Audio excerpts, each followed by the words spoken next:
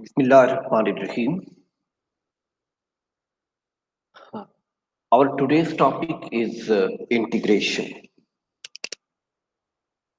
Integration is a reverse process of derivative.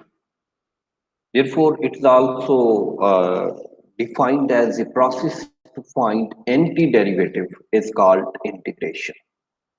So in mathematics, a function capital F of x is an antiderivative of a function small f of x if f prime of x is equal to f prime of capital X is equal to small f of x.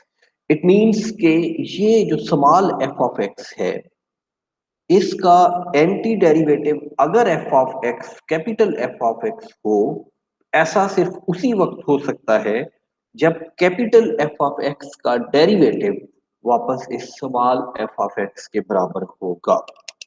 Mathematically इसको इस तरह से लिखा जाता है कि ये एक सिंबल लगाते हैं, this is known as sign of integration. तो अगर हमने ये लिखना है कि anti derivative of f of x या integral of f of x, तो हम लिखते हैं ये sign of integral of f of x. उसके बाद आगे एक डेरिवेटिव के साथ एक वेरिएबल के साथ dx लगाया जाता है, डी लगाया जाता है। ये वेरिएबल वो वेरिएबल होता है जिसके रेस्पेक्ट हम इस फंक्शन के अंदर चेंज को मेजर करते हैं। तो ये एक फंक्शन एफ ऑफ एक्स है। इट मींस इस फंक्शन में जो चेंज है वो विद रेस्पेक्ट टू एक्स आ रही है। तो विद रेस्पेक्ट टू एक्स इसमें जो चेंज आ रही है आप उसको कैलकुलेट करने के लिए आगे हम डी ऑफ एक्स लिखते हैं।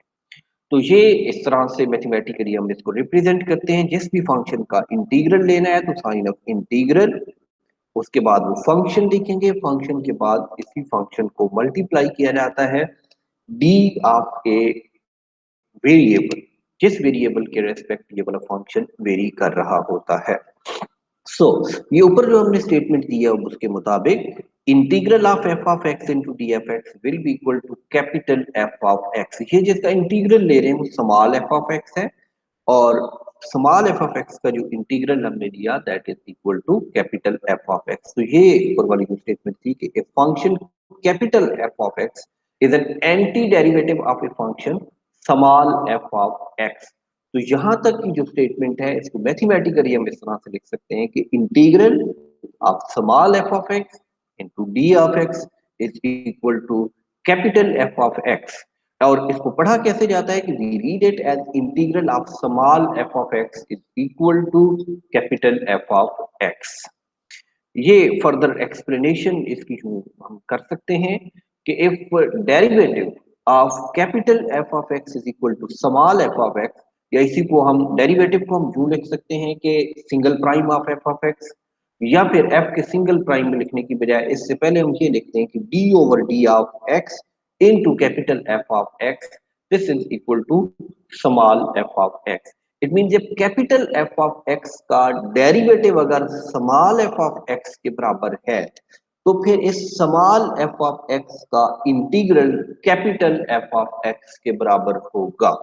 The antiderivative of f of x is denoted by a sign of integral into f of x into d of x and defined as integral of f of x into d of x is equal to either integral of f prime of x into d of x. It means f prime of x into d of x का मतलब यह है कि f of x का जो derivative दिया है उसका इंटीग्रल अगर आप लेंगे तो वो इसके स्मॉल एफ ऑफ एक्स के इंटीग्रल के बराबर आएगा।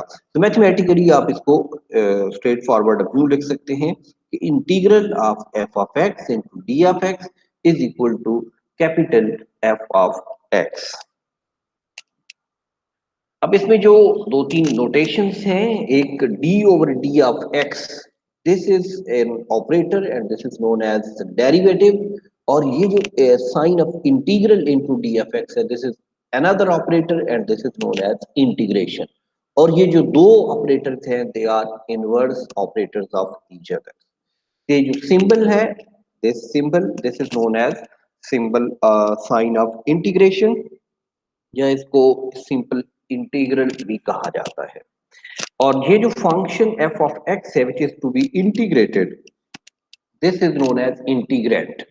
अब ये इसमें हमने एक जनरल एग्जांपल ली है कि ये एफ ऑफ एक्स लिखा हुआ है कोई भी फंक्शन, ये आगे कोई भी और फंक्शन हो सकता है, that can be simple x, that can be x square, that can be 2x, that can be a x, that can be sine of x, that can be exponential. कोई भी ऐसा फंक्शन जिसके ऊपर integral को apply किया जाता है, that function is named as integrant.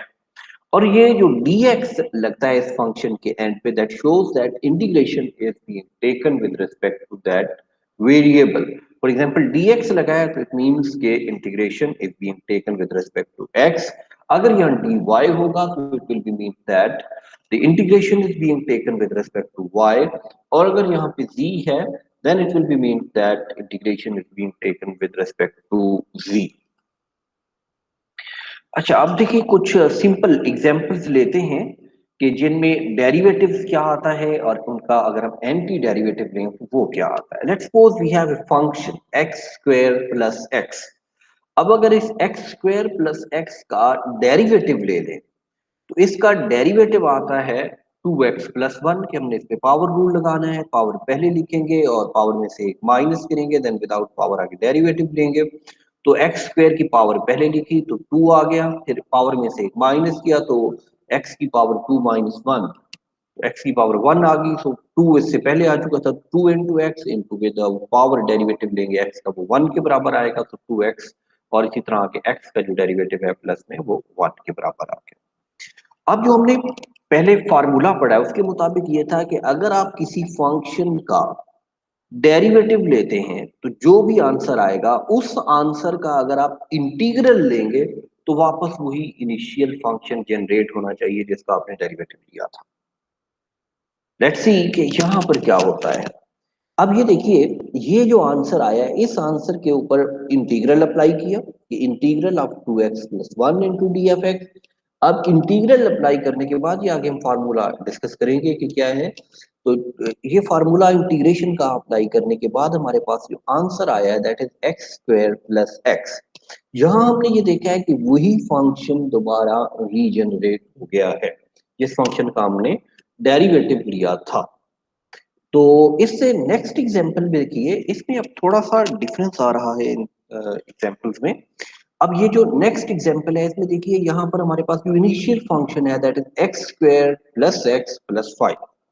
इसका अगर हम डेरिवेटिव लेते हैं तो 2x प्लस वन आता है डेरिवेटिव के फार्मूलाज अप्लाई करने के बाद। अब ये जो आंसर आ गया है यानी इसके डेरिवेटिव, इस फंक्शन का जो डेरिवेटिव आ गया उस डेरिवेटिव का जब हमने इंटीग्रल लिया है तो इंटीग्रल से वही फंक्शन एज सच जनरेट नहीं हुआ। यहाँ पर ये वेरिएबल्स तो आए हैं लेकिन इन वेरिएबल्स के साथ ये जो कांस्टेंट है दैट इज 5 ये यहाँ पर अपीयर नहीं। इसी तरह इससे नेक्स्ट एग्जांपल में x square plus x minus seven का डेरिवेटिव लिया। ये जो डेरिवेटिव है this derivative is now equal to 2x plus one. अब देखिए यहाँ पर इस 2x प्लस वन का जब अगेन इंटीग्रल लिया गया तो इसका इंटीग्रल भी हुई एक्स स्क्वायर प्लस एक्स आ रहा है। यहाँ पर भी एक्स स्क्वायर प्लस एक्स तो आ गया लेकिन ये माइनस सेवन जनरेट नहीं हुआ। तो ये इट मींस कुछ कांस्टेंट वैल्यूज ऐसी हैं कि जो इन डेरिवेटिव्स का इंटीग्रेशन लेने के बाद यहाँ आंसर में अपीयर नहीं होते।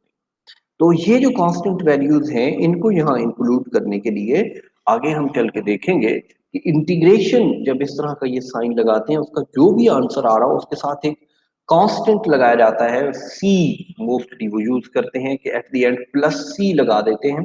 That is a constant, that is named as constant of integration. उसको फिर आगे डिफरेंट मेथड्स हैं जिनसे उनको फाइंड आउट किया जा सकता है कि ये कांस्टेंट ऑफ इंटीग्रेशन की वैल्यू किस केस में क्या हो सकती है। तो यही यहाँ पर इसकी एक्सप्लेनेशन भी गिवन है कि we note that expressions x square plus x first वाला, then x square plus x plus five ये second, then x square plus x minus seven are different. ये तीन डिफरेंट एक्सप्रेशंस हैं बट हैव सेम डेरिवेटिव्स, और तीन different expressions के derivatives की values same आ रही हैं while we take their derivatives। while we take the derivatives constant disappears. यहाँ पर जो constants हैं वो सॉरी ये डेरिवेटिव नहीं होना चाहिए था कि जब हम इनका एंटी डेरिवेटिव लेते हैं तो उस वक्त के कांस्टेंट डिसअपीयर हो जाते हैं। अब इन कांस्टेंट को ये जो डिसअपीयर होते हैं इनको यहाँ पे शो करने के लिए या रिकवर करने के लिए जहाँ एक कांस्टेंट इंट्रोड्यूस कराया जाता है, that is mostly represented by this capital C on this right side of the integration equation. ये यहाँ पे नहीं लगाया हुआ अभी तो, लेकिन यहाँ जस्ट आपको रीजन मैं बता रहा हूँ कि ये इसके बराबर क्योंकि नहीं आ रहा, जबकि हमने जो स्टेटमेंट पढ़ी है उसमें यही है कि किसी भी फंक्शन का अगर आप डेरिवेटिव लेते हैं उस डेरिवेटिव का इंटीग्रल लेने से वही फंक्शन दोबारा रीजनरेट होना चाहिए। मैथमेटिकली या अपेरेंटली यहाँ पर ऐसा नहीं हो रहा, तो जो डिफरेंस आ रहा है that is in terms of a constant. तो उस डिफरेंस को ओवरकम करने के लिए यहाँ पर एक कांस्टेंट लगाया जाता है दैट इज रिप्रेजेंटेड बाय सी। अब कुछ ऐसे इंटीग्रेशन के फार्मूलाज या कुछ ऐसे क्वेश्चंस हैं इनमें हम ये गैस कर सकते हैं कि अगर एक फंक्शन का डेरिवेटिव ये है तो उसका इंटीग्रल ये होगा। हर एक में हम ये गैस नहीं कर सकते।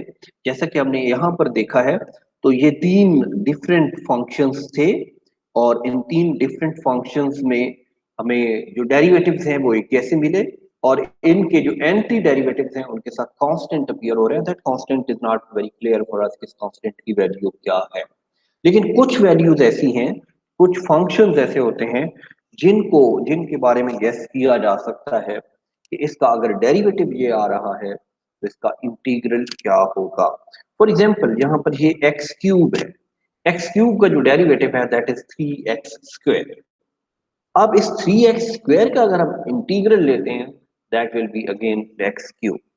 तो यहाँ पर देखिए जिस फंक्शन का, एक फंक्शन को जो हमने डेरिवेटिव लिया उस डेरिवेटिव का इंटीग्रल वही फंक्शन दोबारा रीजनरेट कर रहा है। क्वाइट सिमिलर नेक्स्ट एग्जांपल है जिसमें derivative of sine of x is equal to cos of x के बराबर।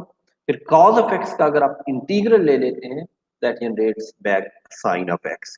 सिमिलरली टेंजेंट एक्स का इंटीग्रल सॉरी डेरिवेटिव जो है that is secant square x और सीकेंट स्क्वायर एक्स का अगर आप इंटीग्रल लेते हैं that is tangent x. Similarly derivative of x जो है वो 1 के बराबर होता है और 1 का जो इंटीग्रल है वो x के बराबर है। Derivative of log natural of x जो है 1 ओवर x है, जबकि 1 ओवर x का integral log natural of x के बराबर है। तो इट मींस कुछ ऐसे फंक्शंस हैं जिनके डेरिवेटिव जो हैं उनका इंटीग्रल अगर लें तो ओरिजिनल फंक्शन एज सच दोबारा जनरेट हो जाता है। अब आते हैं इंटीग्रेशन के फार्मूलाज की तरफ। कुछ बेसिक फार्मूलाज आज हम डिस्कस करेंगे इस लेक्चर में। सबसे जो सिंपलेस्ट इसमें फार्मूला है the first one is derivative of x with respect to x. ये फार्मूला यूं भी हो सकता है derivative of y with respect to y, derivative of z with respect to z। यानी जिस वेरिएबल का डेरिवेटिव ले रहे हैं उसी वेरिएबल के कोरस्पॉन्डिंग अगर हम वो डेरिवेटिव लें या उसी वेरिएबल के रेस्पेक्टिव वो डेरिवेटिव लें तो फिर उसका आंसर क्या है। तो डेरिवेटिव जो है derivative of x with respect to x वो 1 के बराबर होता है, जबकि जो 1 का इंटीग्रल है that is equal to x plus c. Capital C यहां पर है, this C is constant of integration.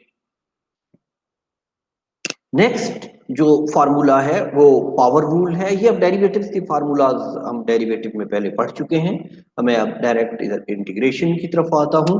तो इंटीग्रेशन में जो दूसरा फार्मूला है वो ये है कि अगर आपके पास एक वेरिएबल है और उस वेरिएबल के ऊपर कोई पावर मौजूद है तो फिर उसका जो फार्मूला है वो ये है कि आप जब इसका इंटीग्रल लेंगे तो उस वेरिएबल के ऊपर पावर में एक ऐड करेंगे। अब इस न्यू पावर से ओवरऑल इस वेरिएबल को आप डिवाइड करेंगे, देन प्लस यहां पर आएगा कांस्टेंट ऑफ इंटीग्रेशन x। यहां पर x की पावर n था तो पावर में एक ऐड किया हमने, x की पावर n+1 हुआ और इस new power say that is now n+1 इससे हमने इसको डिवाइड किया, फिर प्लस कांस्टेंट ऑफ इंटीग्रेशन लगाया। इसी तरह integral of cos of x is equal to sine of x plus constant of integration c. Integral of sine of x is equal to minus cos x plus constant of integration, that is c. Next ये अब और formulas हैं further, यही जो हम sequence चला रहे हैं ट्रिग्नोमेट्रिक फंक्शंस के इंटीग्रल्स की। सीकेंट स्क्वायर ऑफ एक्स का जो इंटीग्रल है that is tangent x plus C. इसी तरह कोसिकेंट स्क्वायर ऑफ एक्स का जो इंटीग्रल है that is minus cotangent x plus C. Secant x into tangent x का जो इंटीग्रल है that is secant x plus C. तो इनका ये देखिए कंपैरिजन साथ गिवन है, इस पे भी आप अगर गौर करें तो जिनको डेरिवेटिव्स के फार्मूलाज आते हैं वहां से इन फार्मूलाज को याद रखना इजी है कि एग्जैक्टली उनके रिवर्स बन रहे हैं। इसी तरह cosecant x into cotangent x का जो इंटीग्रल है that is minus cosecant x plus C. Next इसमें अब ये एक्सपोनेंशियल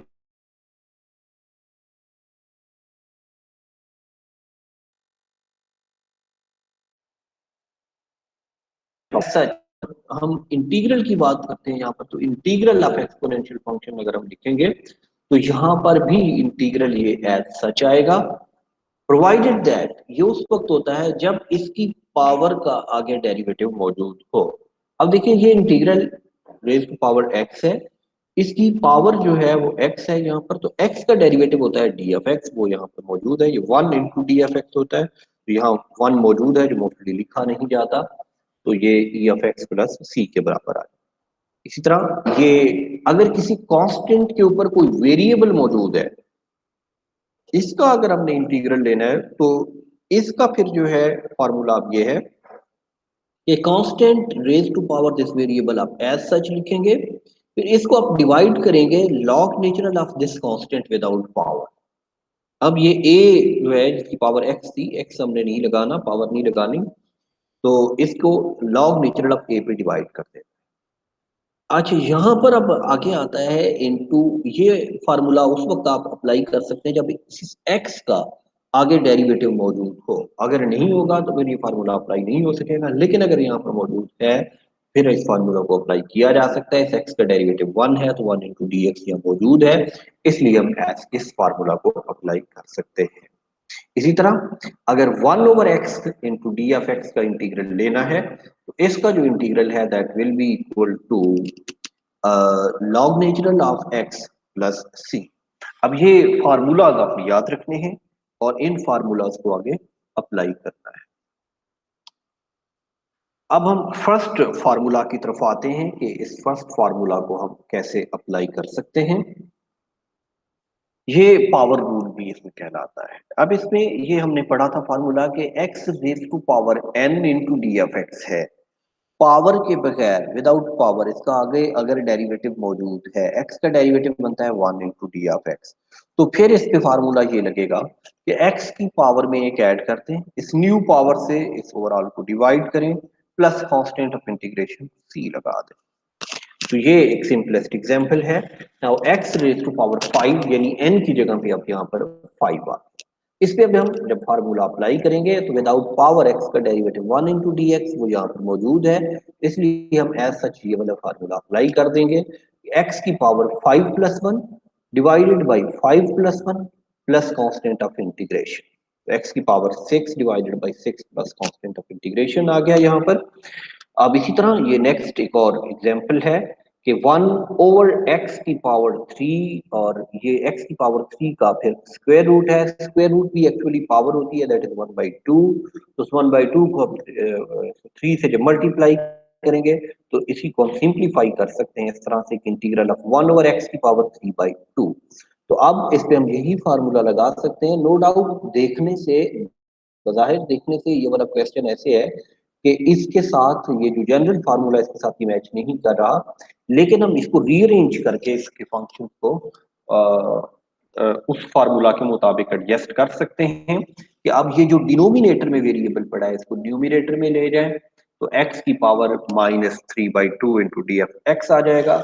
अब ये एग्जैक्टली इसी फॉर्म में आ गया, फार्मूला की फॉर्म में कि x raise to power n into d f x की फॉर्म में आ गया, तो n यहाँ पर जो है वो -3/2 के बराबर है, तो इसलिए अब without this power n that is -3/2 x का डेरिवेटिव आगे मौजूद है that is 1 into d of x. तो अब इसलिए हम इस पे ये फार्मूला अप्लाई करेंगे कि -3/2 +1 कर देंगे x की पावर में और डिवाइडेड बाई -3/2 +1 और ये प्लस कांस्टेंट ऑफ इंटीग्रेशन। अब ये इनको सिंप्लीफाई कर लेने के -3/2 +1 है तो ये -1/2 के बराबर आ जाएगा, इस तरह डिवाइडेड भी -1/2 हो जाएगा। तो इनको अगर आप सिंप्लीफाई करेंगे तो x की पावर -1/2 को हम ऊपर से अगर नीचे लेके आ जाएं यानी न्यूमिनेटर से डिनोमिनेटर की फॉर्म में अगर हम लिख लें तो ये माइनस प्लस में कन्वर्ट हो जाएगा और x की पावर 1/2 को हम लिख सकते हैं x का स्क्वायर रूट। ये जो -1/2 है तो ये नीचे से 2 उठा के इधर ऊपर ले जाएंगे तो ये -2 ऊपर आ जाएगा, प्लस कांस्टेंट ऑफ इंटीग्रेशन आ गया। इसी तरह ये एक और क्वेश्चन है x+1 इंटू x-3। अब पहले से थोड़ा सा इसको कॉम्प्लिकेट किया है कि इस फॉर्म में इसको लिखा गया है। अब हमने ये करना है कि अगर ये इस तरह से लिखा हुआ है तो पहले इसको सिंप्लीफाई कर लेना है। सिंप्लीफिकेशन के लिए ये है कि इनकी आपस में ये चूंकि प्रोडक्ट की फॉर्म में है तो पहले इनको मल्टीप्लाई कर लेंगे।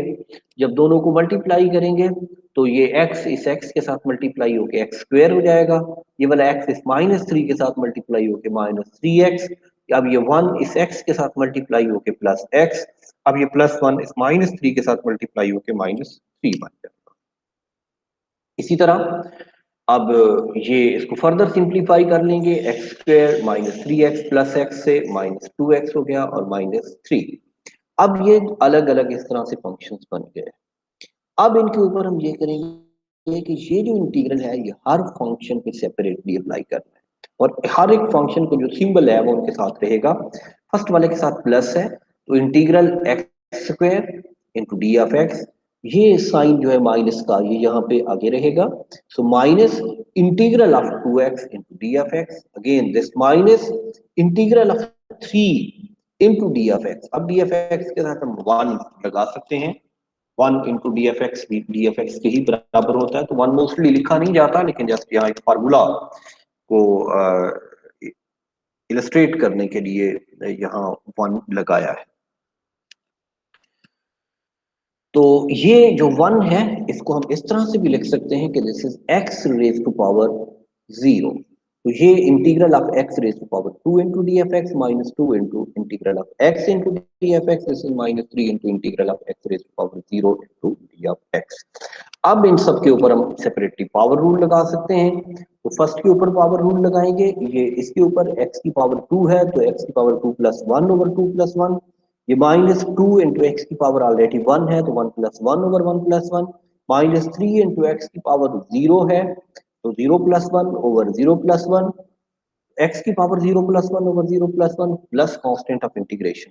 अब इनको सिंप्लीफाई करेंगे तो फर्स्ट वाला जो है एक्स की पावर 2 प्लस 1 से एक्स की पावर 3 ओवर 3 हो जाएगा, माइनस ये वाला 2 इंटू एक्स की पावर 1 प्लस 1 ओवर 1 प्लस 1, तो इट मीन एक्स की पावर 2 ओवर 2 आ जाएगा, तो माइनस ये 3 इंटू एक्स की पावर 0 प्लस 1 मीन एक्स की 3x आ जाएगा प्लस कांस्टेंट ऑफ इंटीग्रेशन।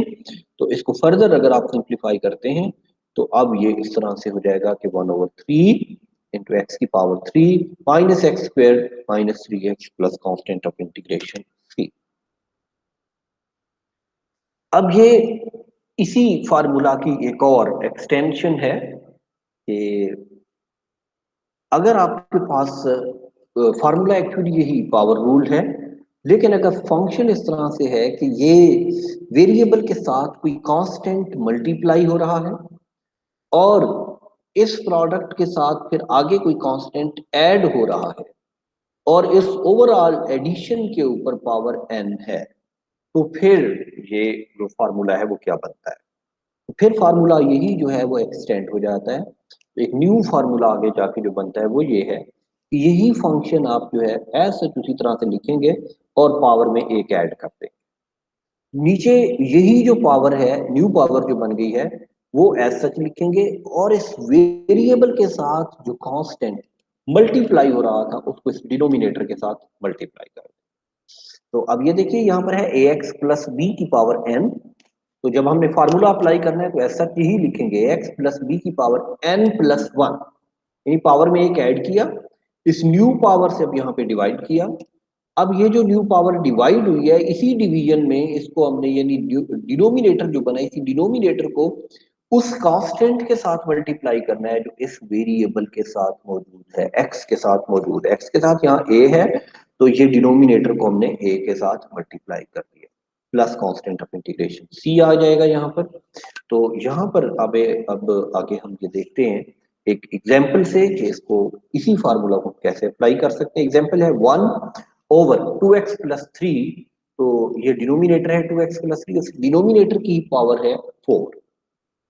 तो इस डिनोमिनेटर को हम यहाँ से ऊपर ले जाते हैं पहले, तो ये 4 से ऊपर जाके -4 हो जाएगा। अब ये एग्जैक्टली इस फार्मूला की फॉर्म में आ गई स्टेटमेंट।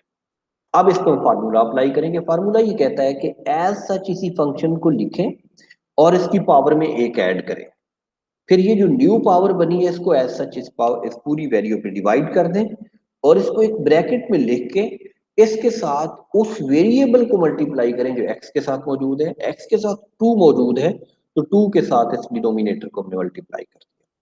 अब डिनोमिनेटर क्या है, यही जो ऊपर पावर बनी। पावर क्या थी, इनिशियली वो -4 थी, जब हमने फार्मूला अप्लाई किया तो पावर में एक ऐड हुआ, तो -4+1 ड्यू पावर ये बन गई -4+1। इसी से हमने इसको डिवाइड किया -4+1, और अब ये जो डिनोमिनेटर -4+1 बना, इसको हमने इस कांस्टेंट के साथ मल्टीप्लाई किया जो एक्स के साथ था, 2 यहाँ पर आए। अब फर्दर इसको जस्ट हमने सिंप्लीफाई करना है, -4+1 -3 के बराबर हो गया। यहाँ पर -4+1 -3 और इसको 2 से मल्टीप्लाई करेंगे तो ये -6 हो गया, plus constant of integration c। तो ये पावर को माइनस की बजाय प्लस में भी लिखा जा सकता है, और डिनोमिनेटर में जो माइनस हो उसे डिनोमिनेटर की बजाय न्यूमिनेटर के साथ भी लिखा जा सकता है। तो इसको अब हम यूं लिख सकते हैं कि ये वाला जो माइनस है ये ऊपर चला जाएगा, ऊपर वाली सारी वैल्यू नीचे आ जाएगी। ऊपर रहेगा 1, ये माइनस जब ऊपर जाएगा तो ये हो जाएगा -1। ये 6 नीचे पहले से मौजूद है ये वाला, और ये जो -3 के साथ पावर के साथ ऊपर मौजूद है ये नीचे आ गया। 2x+3 की पावर अब -3 की बजाय +3 लिखी जाएगी। अब ये उसके बाद नेक्स्ट एक और फार्मूला है कि 1/x का जो इंटीग्रल है that is equal to log natural of x plus C. इसको अब हमने कैसे अप्लाई करना है, ये उस सूरत में होता है जब इस डिनोमिनेटर का डेरिवेटिव इधर आगे मौजूद हो। तो अब इसमें एक एग्जांपल है यहाँ पर, थोड़ी सी इससे कॉम्प्लिकेटेड एग्जांपल, कि integral of 1/ax+b into d of x है। अब यहां पर ये देखना है कि क्या डिनोमिनेटर का डेरिवेटिव आगे मौजूद है या नहीं है। जो सिंपल फार्मूला है 1/x into d f x, इसमें तो 1/x यानी डिनोमिनेटर x है, x का डेरिवेटिव है 1 इंटू डी एक्स, तो न्यूमिनेटर में मौजूद है। यहाँ पर देखिए 1/ax+b है, तो ax+b का जो डेरिवेटिव है, पहले हमने ये देखना है कि क्या ये न्यूमिनेटर में है या नहीं। अगर ये है तो फिर हम ये फार्मूला अप्लाई कर सकते हैं, अगर नहीं है तो फिर हमारे पास दो चांसेस होते हैं।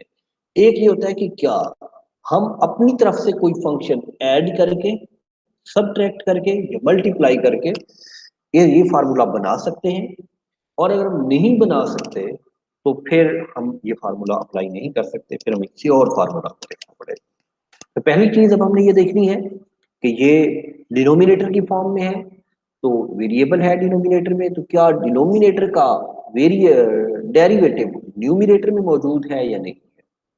तो पहले हमें डेरिवेटिव फाइंड आउट करना आना चाहिए। तो ax+b, इसका देखें कि डेरिवेटिव क्या बनता है। सो ax+b का जब हम डेरिवेटिव लेंगे तो ये दोनों फंक्शंस का अलग अलग करके हम फिर डेरिवेटिव लेंगे, फिर उनके डेरिवेटिव्स को आपस में ऐड कर देंगे। तो ax का डेरिवेटिव होगा प्लस b का डेरिवेटिव होगा, तो b का डेरिवेटिव, b एक कांस्टेंट है, इसका डेरिवेटिव 0 हो जाएगा। तो इट मीन जब हमने ये देखना है कि यहाँ पर ax का डेरिवेटिव क्या बनता है, तो ax का जब हम डेरिवेटिव लेते हैं तो a बाहर निकाल के x का डेरिवेटिव लिया जाता है, that is equal to 1। So a into 1 is equal to a। तो इट मीन दिस डिनोमिनेटर का जो डेरिवेटिव है that is equal to a। अब क्या ऊपर डेरिवेटिव जो न्यूमिनेटर उसमें a इंटू डी एक्स मौजूद है, तो dx तो मौजूद है लेकिन a नहीं है। तो a हम अब अपनी तरफ से ऊपर लगा सकते हैं, कांस्टेंट को मल्टीप्लाई या डिवाइड कर सकते हैं। तो हमने कांस्टेंट को यहाँ मल्टीप्लाई किया अपनी तरफ से, और इसके इफेक्ट को कैंसिल आउट करने के लिए इधर डिवाइड भी किया। यहाँ पे देखिए अगर हम इस a को a के साथ कैंसिल आउट करते हैं तो वापस यही फंक्शन दोबारा जनरेट हो जाता है। लेकिन हमने उसको वापस जनरेट नहीं करना। ये जो फंक्शन कांस्टेंट हमने मल्टीप्लाई किया, इसको हम अपने यूजफुल पर्पस के लिए यूज करेंगे। और वो पर्पस हमारा ये है कि अब ये साइन ऑफ इंटीग्रेशन से लेकर इस डी ऑफ एक्स तक एक ऐसी स्टेटमेंट बन गई है जिस पे हम ये फार्मूला अप्लाई कर सकते हैं कि डिनोमिनेटर का डेरिवेटिव ऊपर आ गया है, और अगर डिनोमिनेटर का डेरिवेटिव ऊपर न्यूमिनेटर में मौजूद हो इंटीग्रल के बाद, तो फिर हम उसको लिख सकते हैं। ये देखिए कि ए एक्स प्लस बी का जो डेरिवेटिव है वो ए होता है, तो it means a x plus b के ऊपर जो है जो ए मौजूद है, हम लिख सकते हैं इसको कि derivative of a f x plus b है। अगर डिनोमिनेटर का डेरिवेटिव न्यूमिनेटर में मौजूद हो और इस फंक्शन का इंटीग्रल ले रहे हो, तो then this will be equal to log natural of a x plus b. ये 1/a जो है ये इंटीग्रल से बाहर है, इस पे इंटीग्रल अप्लाई नहीं हो रहा, तो अब ये एज सच आता रहेगा। तो 1/a into log natural of this denominator that is a x plus b, और at the end plus constant integration C आएगा। तो आज का जो लेक्चर है वो यहीं तक महदूद है। और इसमें से अगर आप लोगों का कोई क्वेश्चन हो तो वो आप डिस्कस कर सकते हैं मेरे साथ।